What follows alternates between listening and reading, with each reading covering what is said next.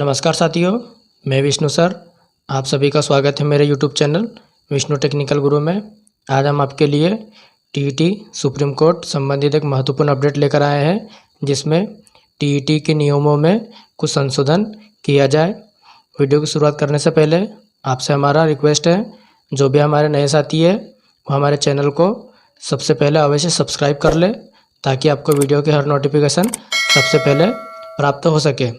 साथियों, वीडियो को पूरा देखिए ताकि आपको समझ में आ जाए कि टीईटी के नियमों में क्या संशोधन किया जा सकता है। चलिए वीडियो की शुरुआत करते हैं। सुशील पांडे कहते हैं कि शिक्षक संघ टीईटी अनिवार्य करने के कोर्ट के फैसले से राहत के लिए सरकार से बात करेगा और दबाव बनाएगा। संघ का कहना है कि जो शिक्षक पहले भर्ती हुए थे वे उस समय के नियमों और सेवा शर्तों के साथ नियुक्ति हुई थी। उनका अधिकार है कि उनकी नौकरी उन्हीं सेवा शर्तों के मुताबिक जारी रहे और उसी पर उन्हें क्रमोन्नति दी जाए। उनकी नियुक्ति के समय टीईटी अनिवार्य नहीं था, तो अब उसे अनिवार्य नहीं किया जा सकता है।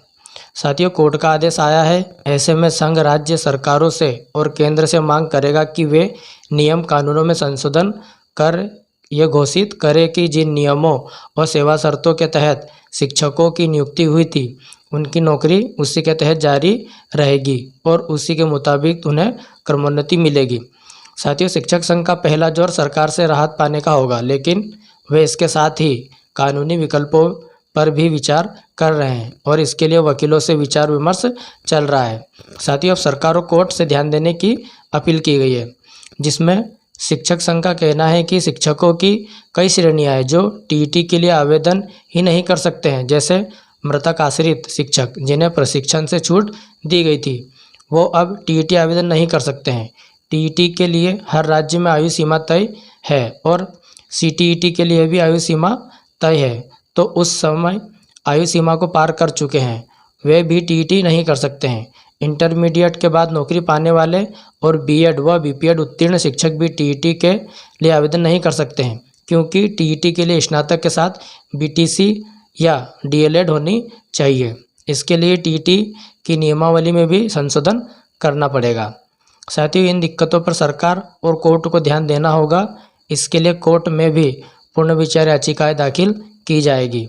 उधर सरकारों ने भी कोर्ट आदेश के बाद तैयारियां शुरू कर दी है। उत्तराखंड सरकार ने फैसले के अगले ही दिन जिला शिक्षा अधिकारियों को पत्र और मेल भेजकर टीईटी पास और टीईटी नहीं करने वाले शिक्षकों का ब्यौरा मांगा था, ताकि स्थिति की समीक्षा की जा सके। उत्तर प्रदेश में भी सरकार स्थिति पर नज़र बनाए है। ऑल इंडिया बीटीसी शिक्षक संघ के अध्यक्ष अनिल यादव जी का कहना है कि सरकार ने आश्वासन दिया है कि वहाँ मामले को देखेगी। साथियों, सुप्रीम कोर्ट ने दिया था फैसला। क्या फैसला दिया था साथियों, देखते हैं। सुप्रीम कोर्ट ने गत 1 सितंबर को दिए फैसले में कहा कि कक्षा 1 से कक्षा 8 तक पढ़ाने वाले सभी शिक्षकों को 2 वर्ष के भीतर टीईटी परीक्षा पास करनी होगी। इसमें नाकाम रहने वालों को अनिवार्य सेवानिवृत्ति दी जाएगी। प्रोन्नति के लिए भी टीईटी पास करना अनिवार्य है। सिर्फ जिनकी नौकरी 5 वर्ष से कम बची है उन्हें टीईटी से छूट है, लेकिन प्रोन्नति पाने के लिए भी उन्हें टीईटी पास करना होगा। कोर्ट का आदेश है पूरे देश के लिए। आदेश से शिक्षकों में हड़कंप है, क्योंकि देश भर में लाखों शिक्षक हैं जिन्होंने टीईटी नहीं किया है। 2011 से पहले नियुक्त हुए शिक्षकों की नौकरी पर तलवार लटक गई है। शिक्षकों की नौकरी पर संकट को देखते हुए अखिल भारतीय प्राथमिक शिक्षक संघ सक्रिय हो गया है। साथियों, इस संकट का हल ढूंढने और वकीलों से विचार विमर्श के लिए संघ के अध्यक्ष सुशील पांडे, सचिव मनोज कुमार सहित विभिन्न राज्यों से कई शिक्षक नेता दिल्ली आए हुए हैं। साथियों, अगर नियुक्ति के समय टीईटी शिक्षक पात्रता परीक्षा जरूरी नहीं था, तो अब इसे अनिवार्य नहीं किया जा सकता। हालांकि सरकार पर राहत देने का दबाव बनाने के साथ साथ शिक्षक संघ ने कानूनी विकल्प भी तलाशने शुरू कर दिए हैं और वकीलों से विचार विमर्श चल रहा है। नौकरी में बने रहने के लिए टीईटी की अनिवार्यता के मामले में शिक्षक संघ ने लंबी लड़ाई के लिए कमर कस ली है। शिक्षकों को राहत दिलाने के लिए अखिल भारतीय प्राथमिक शिक्षक संघ सरकार पर नियम कानून में संशोधन करने का दबाव बनाएगा। शिक्षक संघ मांग करेगा कि जिन शर्तों पर नियुक्ति हुई थी उन्हीं पर उनकी नौकरी जारी रहनी चाहिए और उसी पर उन्हें प्रोन्नति मिलनी चाहिए। टीईटी अनिवार्यता मामले में शिक्षक संघ ने सरकार पर दबाव बनाने की तैयारी कर ली है। संघ नियम कानूनों में संशोधन की मांग करेगा ताकि पुरानी सेवा शर्तों के अनुसार शिक्षकों की नौकरी जारी रहे और प्रोन्नति मिले। साथियों, नियुक्ति के समय टीईटी अनिवार्य नहीं था तो अब नहीं होना चाहिए। संघ कानूनी विकल्पों पर भी विचार कर रहा है। साथियों, अब शिक्षकों के लिए टीईटी अनिवार्य, 2 साल में पास करना होगा टीईटी, वरना जाएगी नौकरी। भारत के सर्वोच्च न्यायालय ने 5 वर्ष से कम सेवाकाल वाले सेवारत शिक्षकों को टीईटी की अनिवार्यता से राहत दी है, लेकिन 5 वर्ष से अधिक सेवाकाल वाले शिक्षकों के पास योग्यता प्राप्त करने के लिए 2 वर्ष का समय दिया गया है। साथ ही सुप्रीम कोर्ट ने शिक्षकों की योग्यता परीक्षा टीईटी, टीचर एलिजिबिलिटी टेस्ट को लेकर एक महत्वपूर्ण फैसला सुनाया है।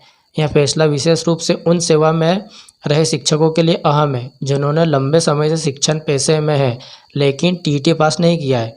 हालांकि यह मामला महाराष्ट्र से उत्पन्न हुआ था।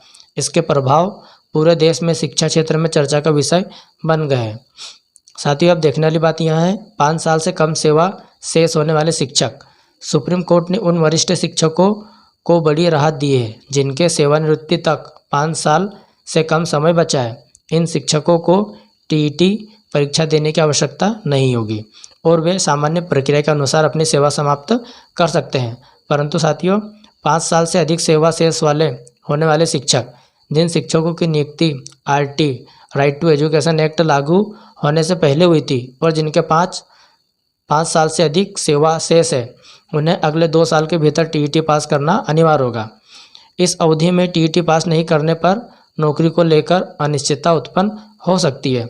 साथियों, टीईटी में असफल होने पर क्या होगा? यदि जो शिक्षक टीईटी परीक्षा में असफल होते हैं तो उनके लिए क्या आदेश है? सुप्रीम कोर्ट के निर्देशानुसार जिन शिक्षकों के लिए टीईटी अनिवार्य है और वे 2 साल के भीतर पास नहीं करते हैं तो उन्हें सेवा से इस्तीफा देना पड़ सकता है या उन्हें अनिवार्य रूप से सेवानिवृत्ति किया जा सकता है।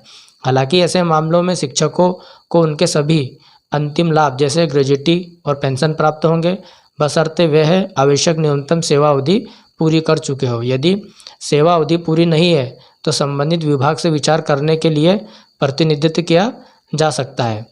मामले की उत्पत्ति और पश्चिम बंगाल पर क्या असर पड़ रहा है इसका? यह मामला महाराष्ट्र के अंजुमन आई इस्लाम बनाम महाराष्ट्र राज्य से उत्पन्न हुआ था, इसलिए यह फैसला फिलहाल मुख्य रूप से महाराष्ट्र पर लागू होता है। पश्चिम बंगाल के शिक्षकों को इस फैसले को लेकर तुरंत चिंता करने की आवश्यकता नहीं है। अगर यह नियम पश्चिम बंगाल में लागू किया जाना है तो राज्य सरकार को पहले संबंधित नियम और अधिसूचनाएं जारी करनी होगी। उम्मीद है साथियों, यह वीडियो आपको जरूर पसंद आया होगा। ऐसे ही और वीडियो की नोटिफिकेशन पाने के लिए आप हमारे यूट्यूब चैनल विष्णु टेक्निकल गुरु को सब्सक्राइब कर लें ताकि आपको वीडियो के हर नोटिफिकेशन सबसे पहले प्राप्त हो सके। साथियों, हमारे चैनल को लाइक, शेयर एंड सब्सक्राइब करना ना भूलें। मिलते हैं नेक्स्ट वीडियो के साथ। जय हिंद, जय भारत।